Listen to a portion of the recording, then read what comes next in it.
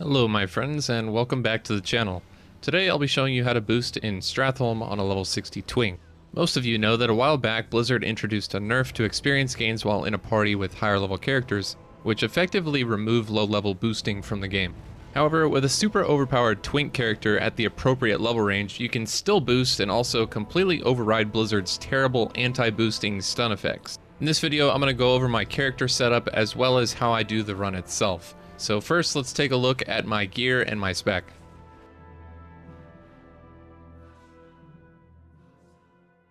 So there's kind of a lot to go over with these characters, so I'm going to try and do my best to explain everything, but if I miss something, I am sorry, I'm not perfect.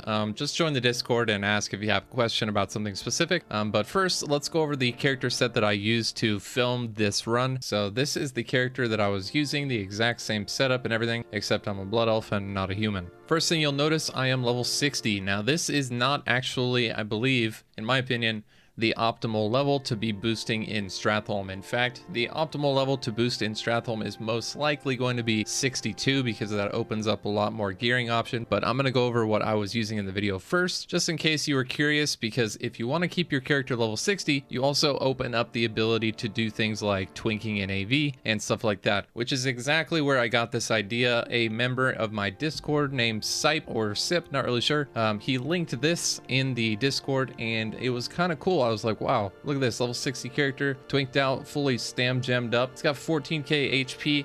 Thought it was a really cool idea. He said he was able to farm Stratholme and he was also doing Alterac Valley and trying to like solo the Drekthar or whatever. So it was a pretty cool idea. And I said, you know what?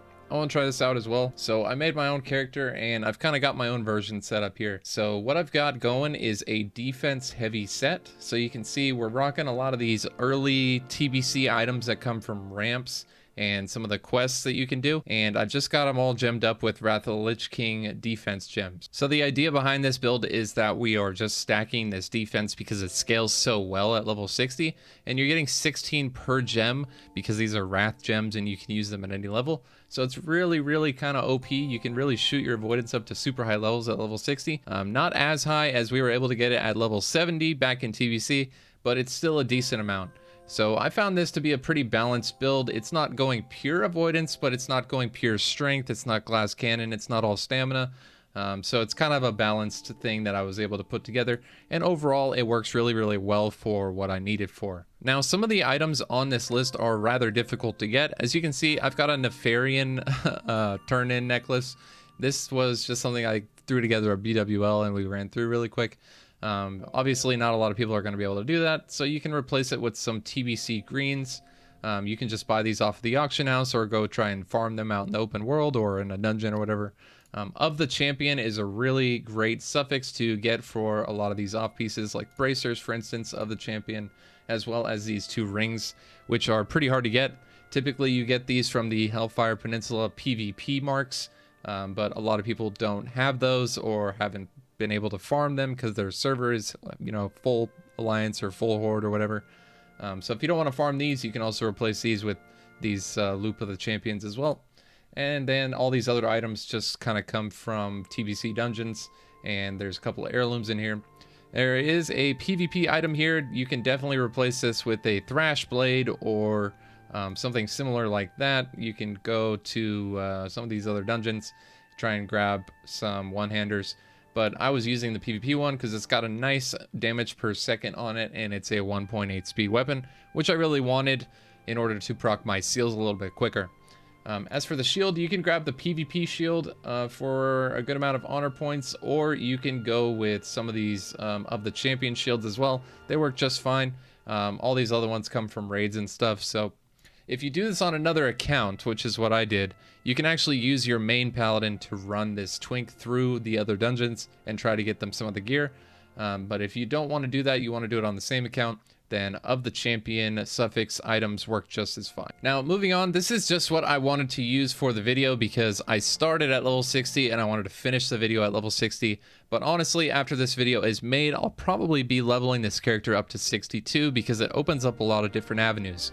So you can see here, I've got another setup for a 62 twink, And the reason that I chose 62 is because if you come over here to the mob difficulty level, if you want to still be gaining experience from all the mobs in Stratholme, I believe the lowest one is going to be a level 55. So if you come over here, boom, we're still in the green at 54, and 54 is also the minimum level in Lower Blackrock Spire, and I wanted to be able to also boost over there in case that ends up being pretty good. So 62, I would say, is the lowest, or the highest you want to get the character up if you want to do Lower Blackrock Spire. If you want to go straight up Stratholme, then you can probably push it to 63, but honestly, I don't know what the really big difference is between 62 and 63. Might be some better gear options, but I haven't really looked at it too much. But we're going to go with a 62 twink here, and this is the setup that I would recommend you use. So you can see we get a lot of different gearing options available at 62, including engineering goggles. Those become available to us with a meta socket that is super, super nice. That is amazing for a level 62 twink. And I highly recommend you do have engineering on these characters, because not only do you get access to the goggles, you can also use the Wrath of the Lich King Serenite bombs, which are a huge damage increase. So it's very, very nice. And grenades are also great for pulling. So we've got the engineering goggles. We've got these of the champion items here in some of the slots. So the bracers and the necklace. We've got the Scorpion Sting mantle with 2 sockets in it. Very nice shoulder piece. I believe this is from Slate Pen's defense cloak. Very nice, very handy. And we've got it kind of gemmed up with a mixture of defense and then a couple gems to activate our meta.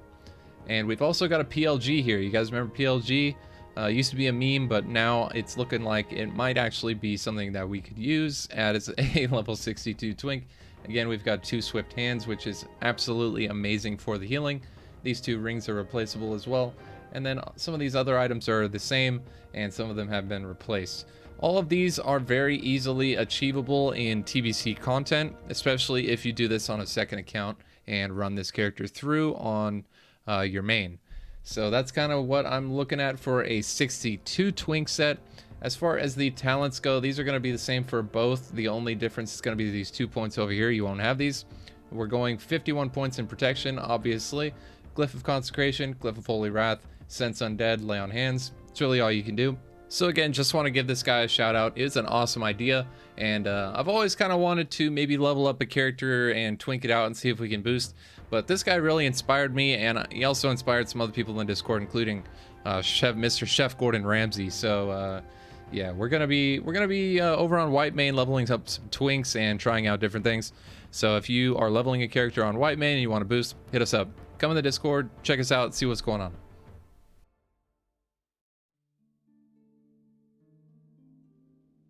All right, boys, let's go ahead and kick this boost off and get it going. So we're going to do a standard 210 pull.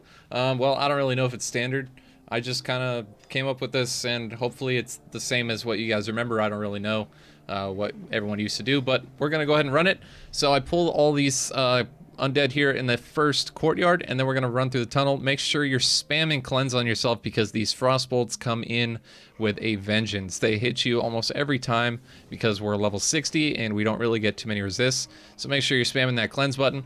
We pulled a back group with Avenger Shield, and then these 2 ghouls over here on the right with a Hand of Reckoning.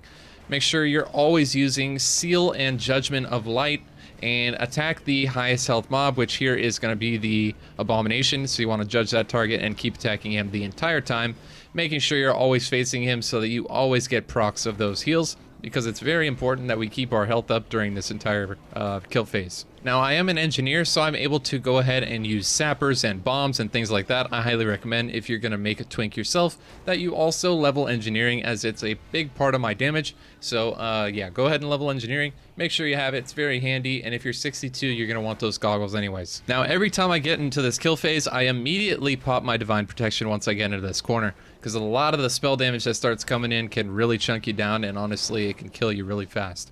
So you want to make sure to judge this Abomination with light and pop your Divine Protection. and just start pumping out damage as fast as possible. A lot of our healing is going to be coming from killing these mobs and getting it back with the Swift Hand of Justice trinkets, so we want to make sure that we're pumping out damage and never stopping the kills, as well as keeping up our judgment target with 100% uptime. As long as you're making sure that you're doing those things throughout the run and you do these pulls correctly, you should be just fine. Next, we're going to open up these gates and pre-pot a swiftness potion. That way we start the cooldown on the potion before we go through the gate, and that allows us to kind of get through this pull a little bit easier and quicker, and it's a lot nicer than just running at normal speed.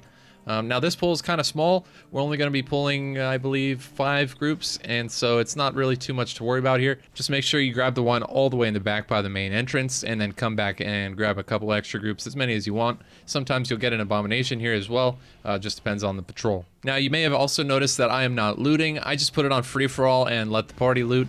It's kind of just, you know, I didn't have a lot of bag space, and I didn't really feel like sitting there and looting, and I didn't have repair bots, so I didn't want to have to run back and sell all the crap. So yeah, I just kind of made it easier on myself and just said, you know what, you can go ahead and loot, and I'll just take your money for the boost. Now, obviously, if you want to loot all of this stuff, you should come with an empty bag and some repair bots so that you can go ahead and vendor this crap. There is extra time at the end of the run. You'll see that I actually finished this entire run in, I believe, like 11 minutes or so. So if you want to spend some time looting, then go right ahead. I really can't overstate the importance of using the dual Swift Hand of Justice trinkets. I was using just one before, and honestly, it was kind of sketchy at times, but ever since I put on 2, it's really increased the safety of my run, and the healing from these things is just absolutely insane. Not only that, but it also scales with your max health, so if you're looking to go with a increased stamina build, then you can potentially see some really crazy heals, like 400 per kill from these trinket procs. So highly recommend you do some heroics or whatever you need to do, some raids, and change over the badges and get 2 of these trinkets and send them over if you're going to make a twink. Now for the next pull, we're just going to clear out the remainder of this area and bring it back to where we were just at and kill it all there. Now I'm not really sure of the experience ranges in here. I honestly didn't do any research about anything like that. I haven't looked at any old videos or anything. I just came in and wanted to get started right away. So I'm not too sure if this is the spot that I've been using that grants all the way to the portal, or if it just grants to the tunnel where they stand by the boxes. Somebody let me know down in the comments. Thank you, appreciate it very much. Or let me know in the Discord, whatever. Either way, I pull it back to the same spot almost every single time in this run. With the exception of one run later on, we pull it back to the very first spot that we used. So there's only 2 kill spots, and this is one of them. Another thing that might take you some time getting used to is not having Pursuit of Justice. Because we don't have enough talent points to go down into the Retribution tree and grab it, we have to put minor speed on our boots and just kind of deal with that. What I also did was raise my reputation with Zandalar, so in the event that I want to grab a Zanza's Swiftness, then I can, but in this run I didn't have it on because I didn't want to make it a requirement to do the run, because a lot of people might not want to farm that kind of rep. Another thing that I keep forgetting to buy on my twink is rocket boots. You can definitely use rocket boots. They only require 330 engineering, which you will definitely have. And that would be a really nice thing to have for some of these pulls. So I'm going to have to go buy some of those next time I'm on, because I keep forgetting, and honestly, it'd be really nice to have. So now that we've cleared out these 2 areas, we're going to go back through the trap gate, and we're going to go ahead and pull the rest of the undead mobs. That way we can start to access just a few of the live mobs. Now, you may be wondering why, if I'm clearing it at 11 minutes, why didn't I try to include a little bit more mobs? Well, you typically can, but these live side mobs hit really hard at level 60, so you got to be really careful about how many you pull, how you pull them, because their frost bolts hit for like 500 a piece, and they're super annoying. They'll be charging you and slowing you constantly, and they hit really hard, and they disarm as well. So a lot of those things, you kind of can't take too many mobs at once. So you got to do small pulls if you're going to do some live side. You can probably, I did do a 220 something pull one time, and I was like, yeah, that's way too difficult for what it was worth. So I could see, you know, maybe level 62 in like full 62 twink bis, including some more mobs. But for what I'm doing, I just wanted, you know, a standard, nice, chill, relaxed 210 strat that I can boost my friends and potentially sell to other people. I did successfully sell this boost in particular to this rogue for 300 gold for 5 runs, so it's about 60 gold per run. Honestly, probably could have charged more, because, you know, I basically control the market. I'm the only guy who's at 60 doing this on my server, but I just kind of wanted to see what it would be like to sell a boost as a level 60. So I gave him a nice price. He seemed to like it. He got even like a couple epics, I believe, from the looting, so it kind of worked out for him. And overall, he leveled up 3 times in 5 runs. So the experience is absolutely nuts. When I was testing it with my guildie, the standard like 210, 215 pull was giving him 110,000 experience, which is a ton of experience for one singular run. It'd probably go down a little bit if you included more people, but it's still a really, really high amount. And I think that once people start seeing this as a more common thing, strat boosting could definitely come back. During all my rambling, I forgot to mention that on this last pull here, I did pop a swiftness potion. And a lot of times what you want to do is pop a Holy Wrath when mobs start getting too close to you. That way you can generate a little bit of distance. And you also want to use Hand of Freedom with your potion of swiftness at the same time. That way you get the most bang for your buck and you don't get slowed down right when you pop it. Other than that, it's a pretty basic pull. There's really nothing special about it. You know, you just kind of go through and aggro everything and try not to take too much damage. And also, you're going to be fighting a boss, the Unforgiven. Sometimes you get Heartsinger Forrestin or whatever his name is, so just be aware of that. Next up, we're just going to do a very small live side pull. It's super simple. There's really nothing to it. The only thing is there's a lot of damage that goes out. So like I said, the Frostbolts, the Disarms, the charging, the elementals, the mind blasts, and the heals they do, it just kind of all adds up really quickly. So you don't want to grab too many mobs because you'll find yourself falling over nearly instantly if you have too many. So what I like to do here is when I come in, I just hodge this Conjurer on the right so that I don't get instantly slowed and mess up my pull. Then I throw a grenade at the back group there, and then I just kind of run and leave immediately. I don't spend any more time than I have to because these mobs will gun you down real quick. So I pop a swiftness potion here and I just let them kind of charge me and give me a little boost. And we're going to go back through the trap gate and into our other kill spot where we're going to be finishing the run. So yeah, that's pretty much the whole run. This is in no way, shape, or form the pinnacle of what I think is possible, especially here in Stratholme where people have been known to innovate to the highest possible level. But this is a pretty good baseline, I think, for what we can look forward to in the future. So hopefully people see this and they say, you know what, I want to do that as well. And then we start seeing more content regarding twinks coming out. That'd be really great. And honestly, it'd be super exciting because ever since Blizzard added that change where we get stunned in the dungeon after a minute, it's really kind of put a damper on, you know, my whole, all the enjoyment that I get from farming dungeons. So here's to hoping that we have a nice successful future as a army of uber geared low level characters.